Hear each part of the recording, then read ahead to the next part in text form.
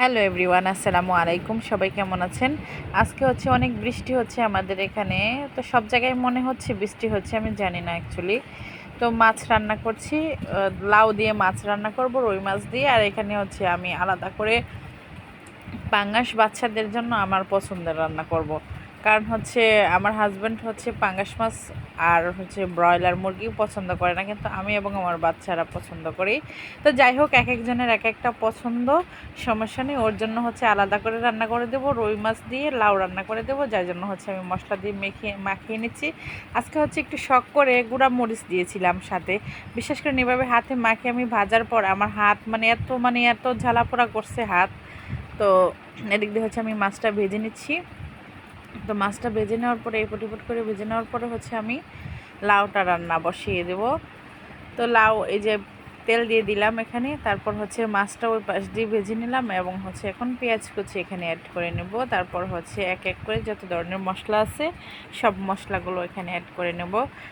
আর এখানে হচ্ছে আদা রসুন বাটা অ্যাড করে নিয়েছি। আমি হচ্ছে বিশেষ করে প্রত্যেকটা নারী মনে হয় যে হাজব্যান্ডের জন্য অনেক যত্ন করে রান্না করে, ওর জন্য যেহেতু এটা রান্না করতেছি অনেক যত্ন করে। আর আমি আমার জন্য আরেকটা তরকারি রান্না করছি, সেটা খুব যত্ন করে না, সেটা কালকে আপনাদের মাঝে শেয়ার করে দেব। তো লাল মরিচের গুঁড়ো, স্বাদ মতো লবণ এবং হচ্ছে হলুদ গুঁড়ো দিয়ে এখন হচ্ছে আমি মশলাটাকে যে পানি দিয়ে দিয়েছি, এই যে মশলাটা একদম জাল করে 5 মিনিটের মতো জাল করে তারপর হচ্ছে পানি শুকিয়ে মশলাটাকে একদম ফাইনালিভাবে আমি কষিয়ে নিব। আমি হচ্ছে সবসময় বলে থাকি এই যে মশলাটা কষাতে হবে, যে আকাশে বিদ্যুৎ ডাকতেছে।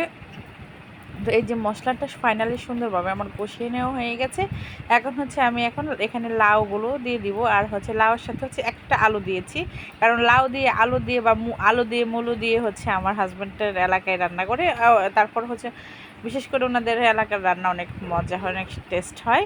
তো আমি চেষ্টা করি ওভাবে হচ্ছে রান্না করে দেওয়ার জন্য। আর এদিক দিয়ে হচ্ছে আমি একটু কচুর শাক ছিল, ফ্রিজে রেখে দিয়েছিলাম। তো কচুর শাকগুলো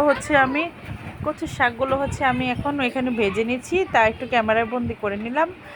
কচুর শাক আর এমনি জাস্ট সাদা মাটা করে হচ্ছে কচুর শাকটা আমি জাস্ট এখানে আমি ভেজে নিচ্ছি সুন্দরভাবে।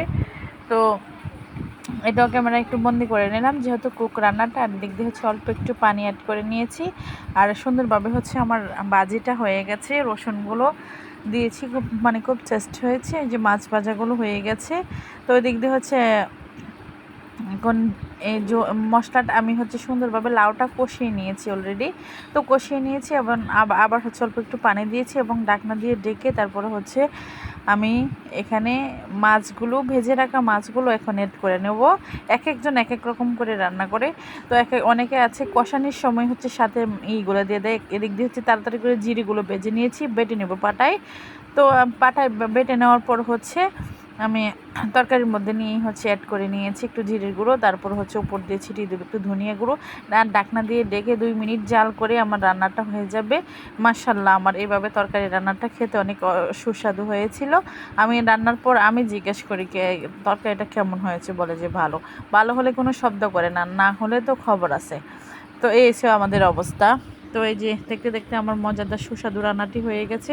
তো আজকের রান্নাটি দেখে আপনাদের কেমন লেগেছে আপনারা কমেন্ট করে জানাবেন। আর ভালো লাগলে, যদি কারো ভালো লাগে, আমার পেজের পাশে থাকবেন এবং লাইক কমেন্ট শেয়ার করবেন। আজকের মতো এখানে, আল্লাহ হাফিজ।